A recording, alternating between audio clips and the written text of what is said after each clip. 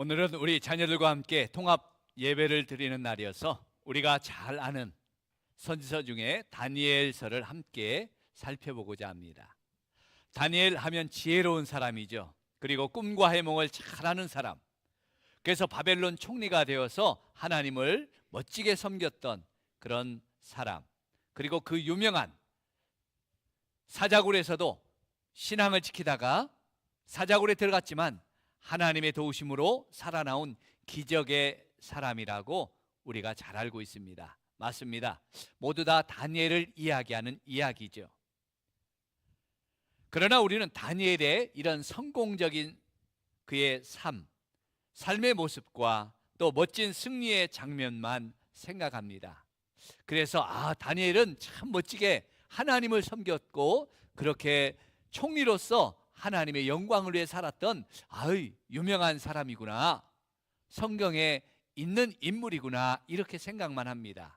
그래서 다니엘처럼 살려고 도전하지 않아요. 다니엘은 너무너무 멋지게 살았기 때문에, 너무너무 훌륭하게 살았기 때문에 우리가 따라갈 수 없는 사람이야. 나는 사자굴에 들어가서 살아날 수 없어. 나는 풀물불에 던져졌을 때 어떻게 살아나?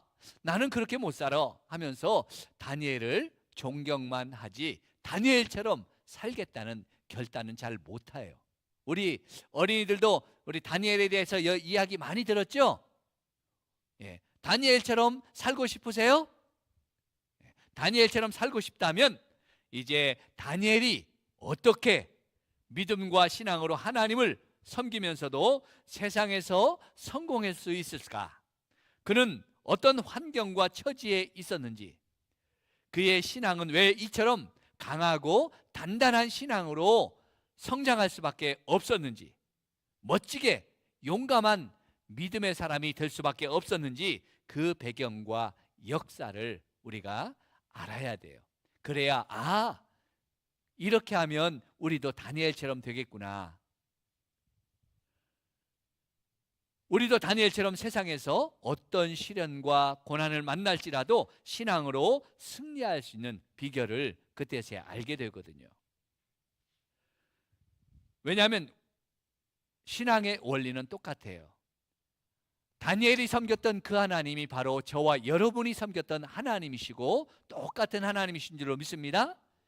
그래서 우리가 그 다니엘이 승리했던 믿음, 그 다니엘이 가지고 있던 그 용감했던 믿음의 그 원리를 우리가 안다면 우리도 다니엘처럼 믿음을 지키고 세상에서 인정받는 사람, 또 성공하고 승리하는 사람이 될 수 있습니다. 저와 여러분, 우리 주일학교 자녀 여러분, 우리 모두가 이 시간 다니엘의 그 믿음의 원리, 신앙의 원리, 용감했던 그 믿음의 원리를 잘 알아서 우리가 이 시대에 다니엘처럼 멋지게 우리도 승리하는 믿음의 사람 될 수 있기를 축복합니다. 그렇다면 다니엘은 어떤 사람이었을까? 그의 삶의 환경은 어떠했을까? 우리가 한번 같이 알아봐야 되겠죠. 1절로 7절 말씀, 우리 다니엘이 살고 있었던 시대 배경, 환경은 어떠했는지 1절로 7절 말씀 함께 같이 빠르게 교독하겠습니다. 유다 왕 여호야김이 다스린 지 3년이 되는 해에 바벨론 왕 느부갓네살이 예루살렘에 이르러 성을 에워쌌더니,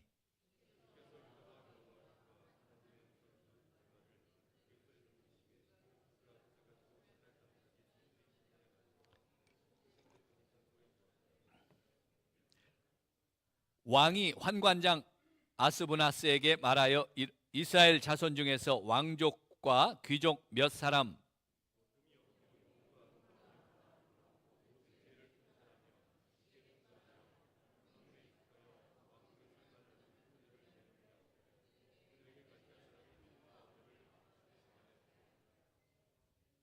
또 왕이 지정하여 그들에게 왕의 음식과 그가 마시는 포도주에서 날마다 쓸 것을 주어 3년을 기르게 하였으니 그 후에 그들은 왕 앞에 서게 될 것이더라.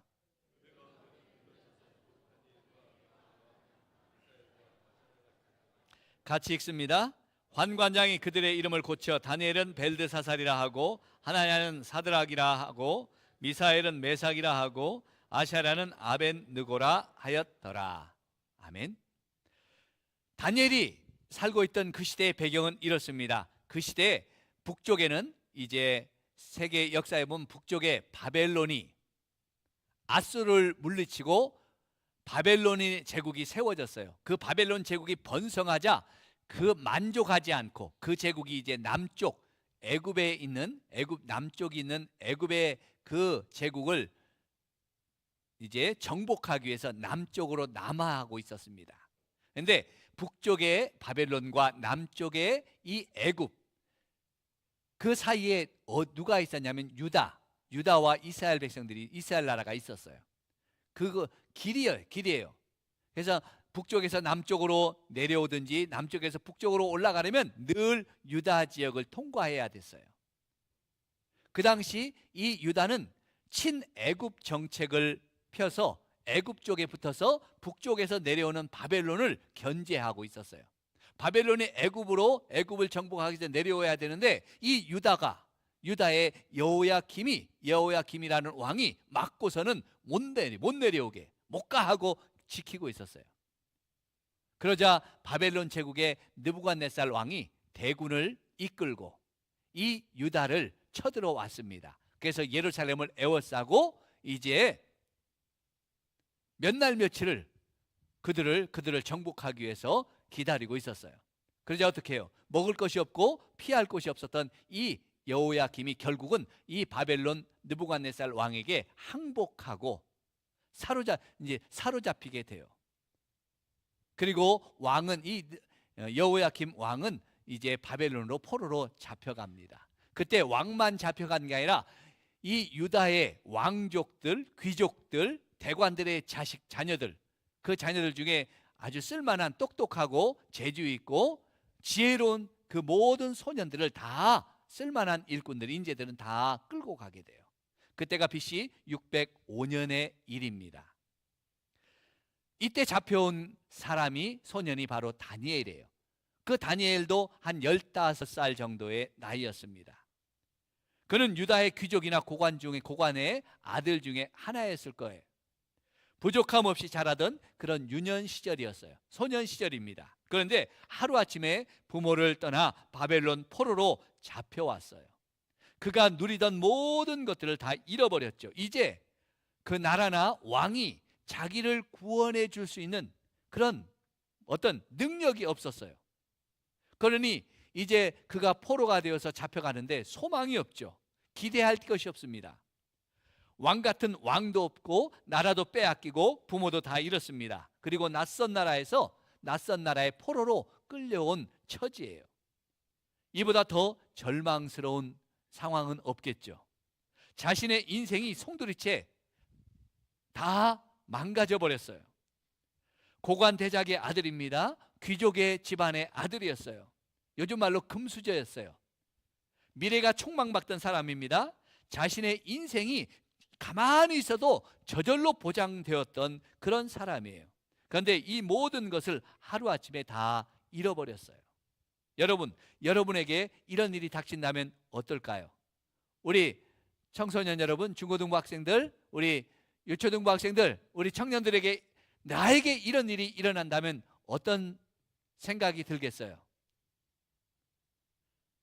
아마 절망하겠죠. 머리 싸매고 대부분 괴로워할 거예요. 왜 나에게 이런 일이 일어났을까? 아니, 나는 이제 어떻게 살면 돼? 아마 실망하고 이런 현실을 받아들일 수가 없었을 거예요.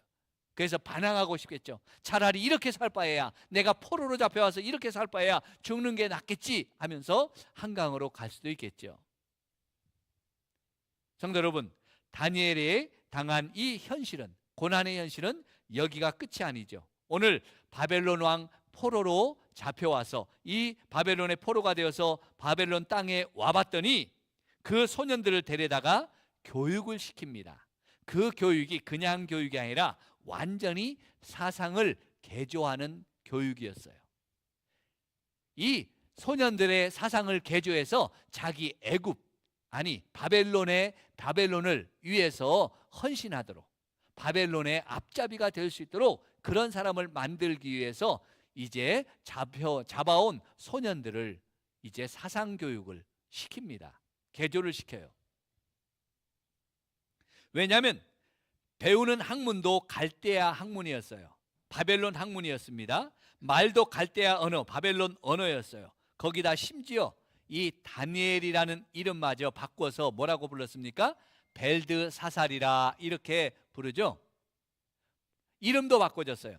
다니엘이라는 이 이름은 하나님이 심판하신다, 하나님이 심판자라는 뜻이에요. 그러니까 이 다니엘이라는 이름 속에 다니엘은 하나님을 섬기는 사람이라는 정체성이 들어있는 이름이에요. 아, 이 사람은 이름만 들어도 하나님을 섬기는 사람이에요. 제 후배 중에 한다윗이라는 선교사님이 있어요. 우리 교회에서 후원도 하죠. 근데 한다윗 하면 그 사람은 어떤 사람인 것 같아요? 예수 믿는 사람 같아요? 안 믿는 사람 같아요? 예수 믿는 사람 같죠? 이름만 들어도 그런 거예요. 어느 집 아이의 이름은 요셉이라는 이름도 있어요. 그럼 요셉 하면 뭐예요? 아, 부모님이 신앙의 사람이구나, 예수 믿는 사람이구나 알 수가 있잖아요. 이름처럼 이 다니엘이라는 이름도 마찬가지예요. 그는 하나님을 섬기는 사람이라는 이름을 가졌어요. 그런데 이름이 바뀌어지죠. 벨드사살이라 하는 이름이에요. 벨이라는 것은 이 바벨론의 주신이었어요. 우상이었어요. 바벨론의 신의 이름이 벨이에요. 그러니까 이 벨드사살이라는 이름은 이제 너의 생명의 주인이 벨이다 라는 뜻이에요. 그러니까 무슨 의미예요? 너는 이제 하나님을 섬기는 사람이 아니라 바벨론의 신, 우상을 섬기는, 벨을 섬기는 사람이다 라는 뜻이 이 이름에 들어있어요. 여러분, 얼마나 다니엘에게 참 황당한 이름일까요? 다니엘에게 무엇보다도 큰 충격이었을 겁니다. 그가 알고 배웠던 하나님에 대한 지식, 율법과 규례들, 하나님의 말씀은 사라지고 이제 그 마음속에서, 그 생각 속에서 다 잊혀져야 되고 이제 세상의 학문을 배워야 됐습니다. 그 당시 이 갈대아 바벨론의 학문이라는 게 대부분 주술적인 것들이에요. 그리고 우상을 섬겨야 되는 점성술 같은 것들, 점을 치는 것들, 그런 것들이 대부분 학문의 배경들이었어요. 하나님을 섬기는 사람이 성경을 배우고 말씀을 배우는 게 아니라 우상을 섬기는 그와 같은 주술을 배워야 되고 점성술을, 점치는 것을 배워야 한다니까 얼마나 참 참담합니까? 마치 목사의 아들이 불교 학교에 가서 성경은 안 배우고 불경을 배워야 되는 그런 처지와 같죠. 또한 말이 달라졌습니다. 언어를 이제 뭘로 써야 돼요? 갈대아 언어, 바벨론 언어를 쓰고 그 말을 해야 됩니다. 여러분, 말이 바뀐다는 것은 무슨 의미일까요? 말이 바뀐다는 것은 생각이 바뀌고 삶의 방식이 바뀐다는 거예요. 예전에 우리 이 한국도 옛날에 일본의 조선시대 때, 조선 때 일본의 식민지가 되었잖아요. 우리나라도 36년 동안. 그때 일본이 어떻게 했습니까? 우리나라에 이 말을 없애고 일본 말을 지었죠. 일본 말을 배우게 하고 우리의 이름도, 사람들의 이름도 다 일본식으로 바꾸게 했어요. 그게 무슨 뜻일까요? 우리의 생각, 우리의 모든 내면의 것도 다 조선 사람은 없어지고 일본 사람으로 만들어가는 과정 중에 하나였거든요. 이렇게 말이 바뀐다는 것은 우리의 속 사람들이 생각이 바뀐다는 거예요. 삶의 방식이 바뀐다는 거예요. 이제 겉모습만 바뀌는 게 아니라 내 속의 속사람도, 내가 하나님을 섬겼던 내 속사람도 이제 다 우상을 섬기는 속사람으로 바뀌어진다는 것이 바로 말이 바뀌어지는 것이고 언어가 바뀌어지는 거예요. 우리 성도들 중에 자녀들을 해외 유학 보내는 분들이 많죠. 그러면서 자녀들 해외 유학 보내려면 조기 유학을 보내야 된다, 일찍 보내야 된다라고 말하는 분들이 많이 있어요. 맞아요. 일찍 보내야 그 나라에 가서 말도 언어도 잘 배우고 또 그 나라의 또 환경도 잘 배워서 적응도 잘해요. 그 나라 사람들과 관계도 잘 할 수가 있습니다. 그런데 나중에 그 자녀가 커서 나중에 만나보면요, 겉으로 생긴 건 내 자식이고 한국 사람인데 가만히 보면 생각하는 것이나 살아가는 것을 보면 다 누구예요? 한국 사람은 하나도 없고 미국 사람이에요. 다 그 나라 사람이 돼버렸어요. 왜요? 그 나라에서 말을 배우고 그 나라에서 살아가는 것을 일찍부터 배우니까 그 속 사람이 겉은 바꿀 수 없어서 한국 사람인데 속 사람이 다 미국 사람이 돼버린 거예요. 이것이 조기 유학의 단점이고 장점이기도 하지만 단점이기도 해요. 이처럼 다니엘은 이제 하나님을 섬기는 사람은 그 마음속에서 사라지고 바벨론의 우상 벨을 섬기는 그런 우상을 섬기는 사람으로 만들어지고 있는 겁니다. 아마 이때 같이 잡혀온 사람들, 그리고 다른 나라에서 잡혀온 사람들, 아마 그때 그들을 교육시키고 그들이 잘 배우고 지혜로우면 이제 너희가 바벨론에서 관직도 받고 성공할 수 있어, 그런 말을 들었을 때 어떻게 들었을까요? 야, 우리가 포로로 잡혀와서 노예 생활이 아니라 이런 기회를 얻다니, 배울 수 있는 기회, 성공할 수 있는 기회, 바벨론에 유명한 그런 관리도 될 수 있는 기회가 와 있다니 참 좋구나.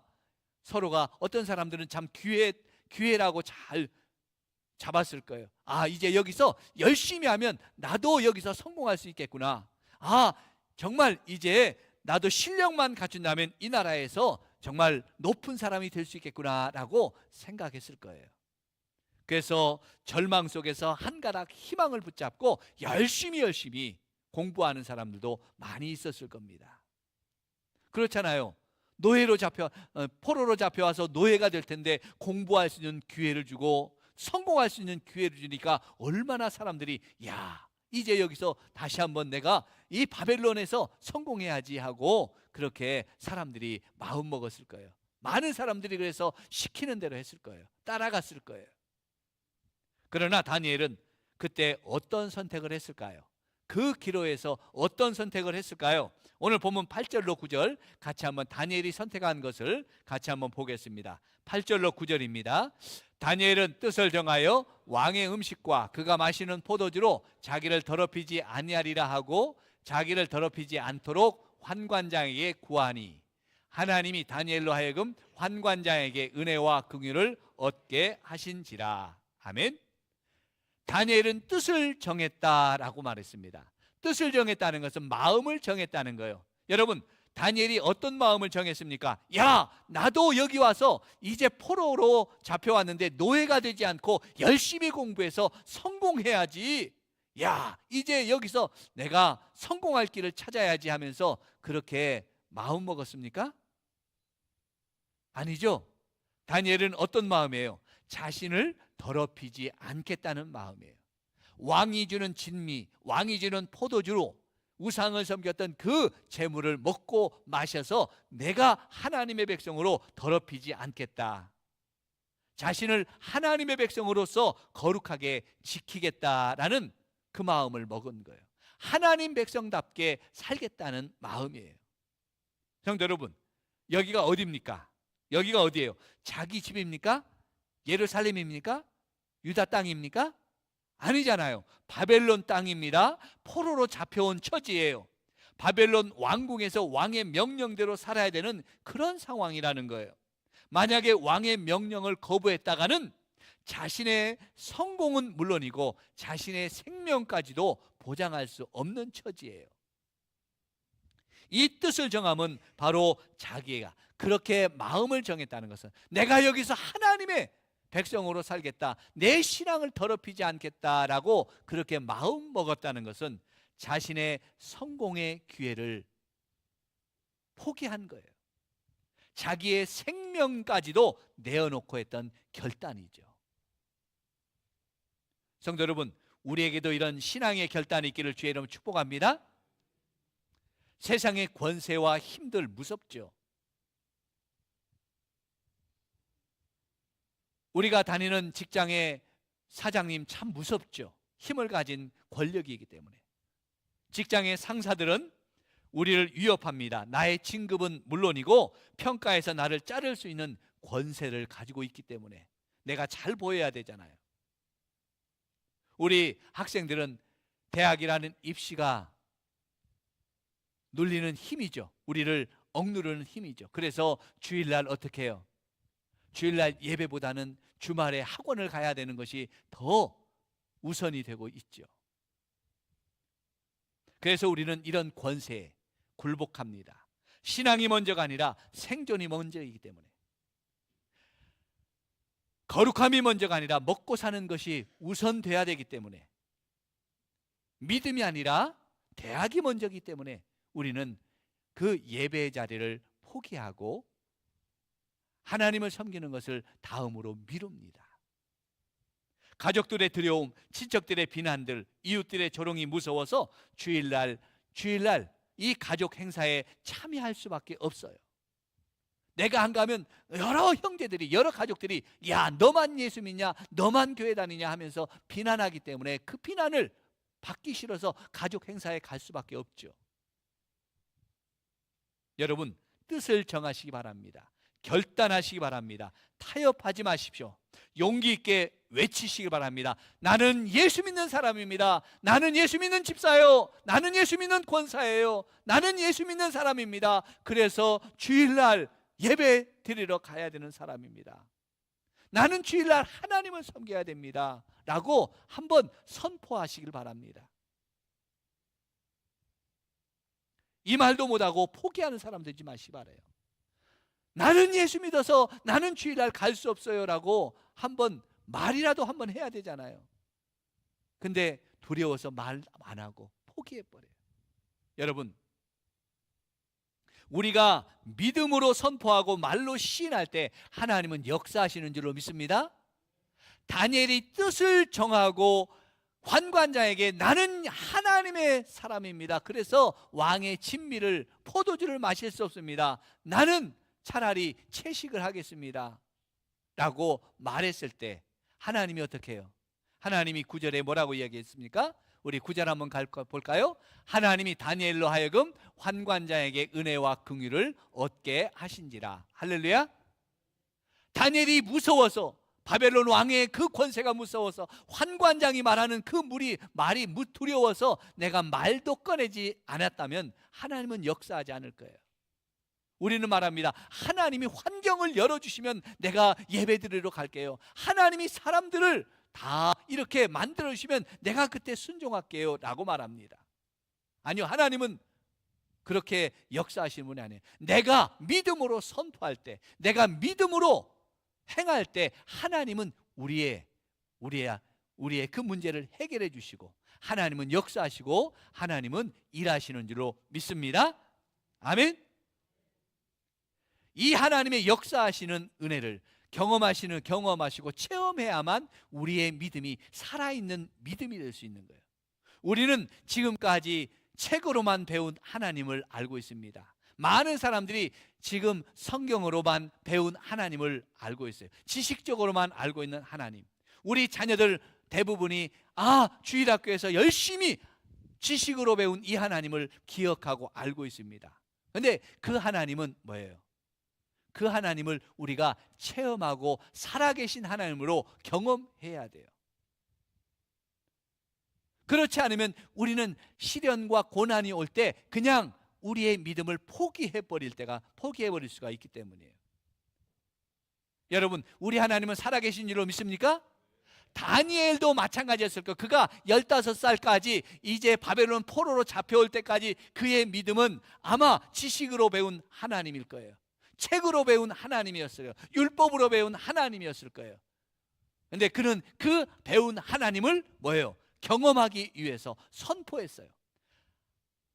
아마 다니엘이나 다른 사람들은 어떻게 했을까요? 그 바벨론에게 패한 유다의 자기 백성들을 보면서, 이스라엘을 보면서 하나님은 힘이 없기 때문에 우리 백성을 지키지 못했어 하면서 하나님을 믿을 바에야 바벨론 신이 더 위대한 신이야 라고 아마 그렇게 여기는 사람도 많았을 거예요. 다니엘도 그랬을 거예요. 하나님이 살아계시면 왜 우리를 포로로 잡혀왔을까? 하나님이 살아계시다면 왜 우리의 왕이 포로로 잡혀왔을까?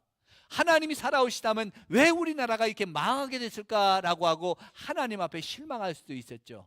그러나 다니엘은 그가 배운 하나님, 지식으로 배웠고 책으로 배웠지만 그 하나님의 살아계심을 선포했어요. 믿고 선포했어요. 나는 하나님의 사람입니다라고 선포했을 때 하나님께서 그 삶에 은혜와 긍휼을 베푸셔서 살아계신 하나님을 체험하게 되죠. 도우시는 하나님을 체험합니다. 아, 하나님은 이렇게 역사하시는구나 라는 걸 알게 해주셔요. 그런데 그 살아계신 하나님을 체험했을 때 다니엘의 믿음은 더 단단해지고 용기 있는 믿음이 되죠. 그 친구들의 믿음은 더 견고해지는 믿음, 어떤 시련이 와도 이제 고난이 와도 넉넉히 이기는 믿음이 돼요. 어떤 믿음으로 성장하는지 한번 보겠습니다. 다니엘서 3장 18절과 6장 10절 같이 한번 읽어봅니다. 그렇게 하지 아니하실지라도 왕이여 우리가 왕들의 신을 섬기지 아니하고 왕이 세우신 금신상에도 절하지 아니할 줄을 아옵소서. 6장 10절입니다. 다니엘이 이 조서에 왕의 도장이 찍힌 것을 알고도 자기 집에 들어가서는 윗방에 올라가 예루살렘을 향한 창문을 열고 전에 하던 대로 하루 3번씩 무릎을 꿇고 기도하며 하나님 앞에 감사하였더라. 앞에 3장 16절은 그의 새 친구죠. 큰 우상을 섬겨놓고 그 앞에 절하라 그랬어요. 왕이 절하지 않는 자는 풀무불에 던지우리라 그랬습니다. 그런데 다니엘의 새 친구는 어떻게 해요? 하나님을 경험하고 하나님의 살아계심을 체험한 이 다니엘의 새 친구는 어떻게 해요? 우리는 절할 수 없습니다. 하나님을 섬기는 하나님의 백성이기 때문에 우상 앞에 절할 수 없습니다. 그러죠. 그때 너 풀무불이 두렵지 않아? 풀무불을 7배나 더 뜨겁게 하라 라고 말합니다. 그럼에도 불구하고 그들이 뭐라 그래요? 그러하실지라도 하나님이 우리를 도우실 겁니다. 하나님이 우리를 지키실 겁니다. 하나님이 내 생명을 지켜주실 겁니다 라고 했지만 그리 아니하실지라도, 그렇게 아니하실지라도 우리는 우상 앞에 절할 수 없습니다 라고 고백하잖아요. 그리고 다니엘은 6장 10절에 뭐라 그래요? 모든 사람들이 다니엘을 잡기 위해서 이제 왕이 섬기는 그 우상에게만 제사하고 우상에게만 기도하라고 합니다. 왕을 위해서만 기도하라고 합니다. 하나님을 예배하지도 못하게 하고 하나님 앞에 기도하게 하지도 못합니다. 그러나 다니엘은 그 하나님의 은혜를, 하나님의 역사하심을, 하나님의 살아계심을 체험한 그 믿음은 어떻게 해요? 사자굴이 더 두렵지 않는 거예요. 사자굴에 던져지는 게 두렵지 않는 거예요. 가서 창문을 열고 하루에 3번씩 그 하나님 앞에 기도하고 감사하더라. 그 믿음이, 이런 믿음이 언제 생겼습니까? 다니엘이 총리가 되어서 야, 이제 나를 괴롭힐 놈이 없어. 이제 내가 높은 자리에 앉았으니까 내가 이제부터는 하나님을 잘 섬길 거야. 이제 멋지게 섬겨야지. 총리가 돼서부터 그렇게 했습니까? 아니잖아요. 부자가 되어서 먹고 살만하니까 이제 내가 주일을 지킬 수 있어. 아우, 주일날 일 안 해도 되니까 이제부터 교회 나가야지 하며 예배 드렸어요? 아니요. 절망으로 가득 찼을 때, 소망이라고는 하나도 보이지 않을 때, 세상이 두렵고 무서울 때, 그래서 자신의 이름도 바뀌어지고 생각도 바뀌어지고 신앙도 바뀌어지도록 강요를 당했을 때, 거부할 수 없는 달콤한 유혹, 너도 성공할 수 있어, 너도 하나님만 버리고 이제 이 바벨론의 우상만 섬기면 너도 성공할 수 있어 라는 달콤한 유혹으로 이 다니엘을 시험할 때, 모든 사람들이 그래서 그 꽃길을 가고 있을 때, 그 꽃길을 버리고 하나님을 선택했던 다니엘입니다. 성공을 버리고 하나님을 선택했습니다. 내 목숨까지도 내놓고 하나님을 선택했어요. 물질을 버리고 하나님을 선택했습니다. 그리고 선포하죠. 나는 하나님을 섬기는 사람입니다. 그래서 절대로 내가 먹을 수 없습니다. 여러분, 15살의 그 어린 아이가 그 바벨론의 그 왕 앞에서 또 그 대관들 앞에서 자신의 믿음을 선포할 때 얼마나 속으로는 두렵고 무서웠겠어요. 떨렸겠어요. 나는 못 먹겠습니다라고 했을 때 그 마음속에는 얼마나 여리고 떨리고 무섭고 두려웠겠어요. 그렇지만 그 두려움을 이기고 말로 선포했잖아요. 나는 하나님의 사람입니다 라고 선포했을 때 그 두렵고 떨고 있는 그 다니엘을 하나님이 찾아오셨어요. 그리고 은혜와 긍휼로 그를 도우시죠. 하나님이 살아계심을 경험하게 하는 거예요. 하나님의 살아계심을 체험했어요. 그랬더니 더 이상 두려울 게 없는 거예요. 사자굴에 들어갈지라도 두려울 게 없는 거예요. 풀무불에 떨어질지라도 두려울 게 없는 거예요. 하나님이 살아계심을 경험했기 때문에. 그래서 사자도 죽일 수 없고 어떤 대적도 그를 해칠 수 없는 하나님이 함께 하시는 사람이 되고 있지요.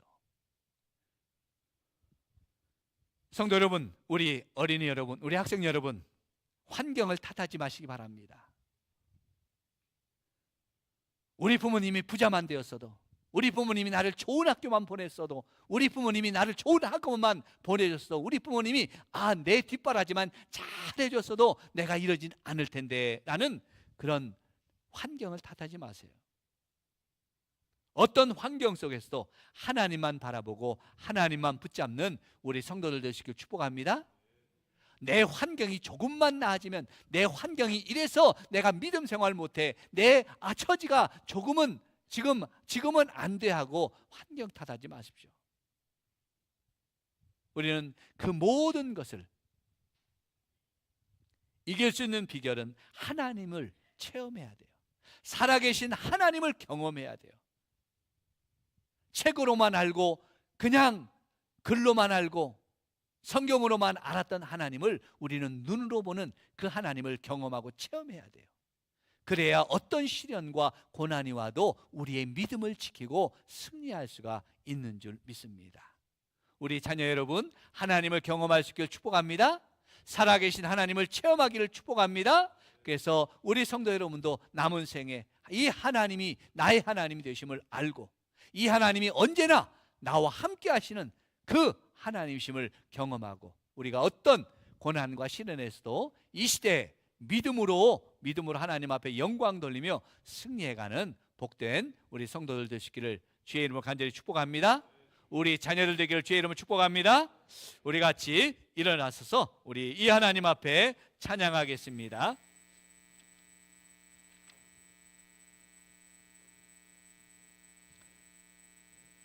우리 주님의 영광이 나타나셨네.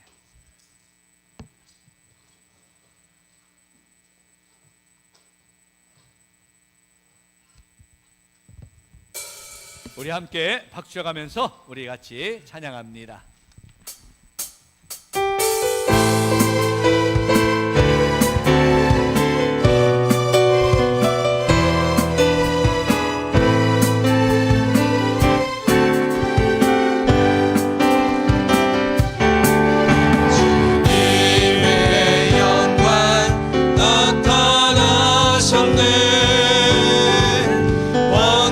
원능으로 임하셨네.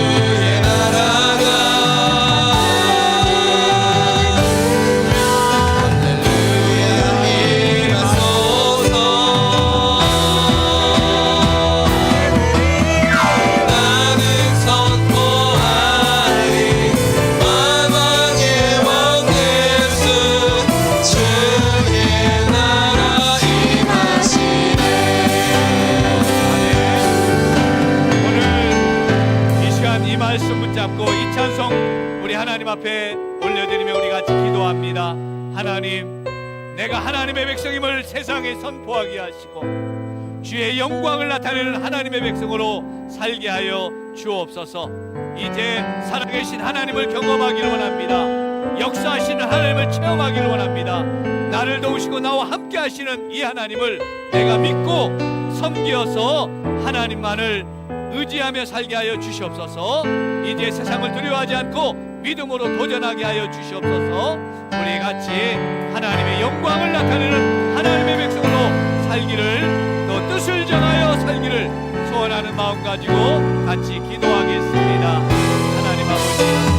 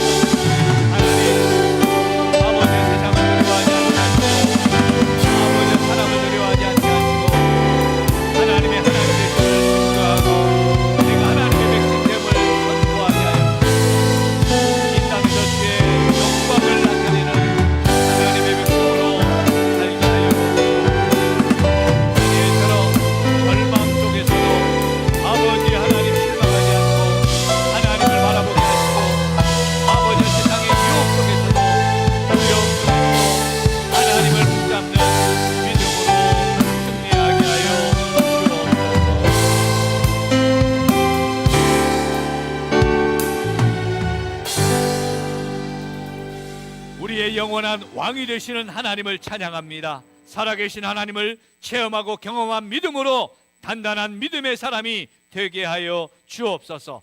하나님을 경험함으로 사자들이 두렵지 않고 풀무불이 무섭지 않는 사람 되게 하여 주옵소서.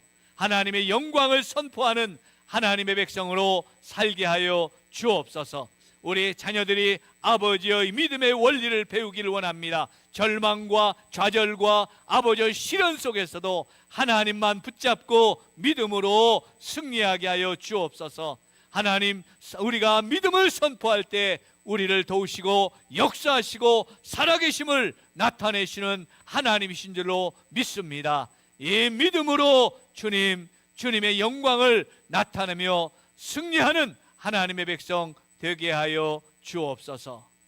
이제는 우리 주 예수 그리스도의 은혜와 하나님 아버지의 놀라우신 사랑하심과 성령 하나님의 감동하심과 역사하심이 오늘 절망하고 낙심하고 좌절할 환경 속에서도 환경을 탓하지 않고 하나님의 사람으로 살기를 결심하고 나는 하나님의 사람입니다 선포할 때 하나님이 역사하시고 하나님의 살아계심을 경험하게 하시고 그 믿음으로 사자굴도 두렵지 않는 승리자가 되게 하신 이 놀라운 하나님의 은혜를 기억하며 이제 이 땅에 살면서 우리도 다니엘처럼 하나님의 영광을 나타내며 승리하는 믿음으로 살기를 원하는 모든 성도들 머리머리 위에와 우리 자녀들 그 심령과 앞길 위에 가정과 일터와 생업 위에 이 나라와 이 민족 위에와 우리 성산교회 위에 이제로부터 영원토록 함께 있을지어다. 아멘.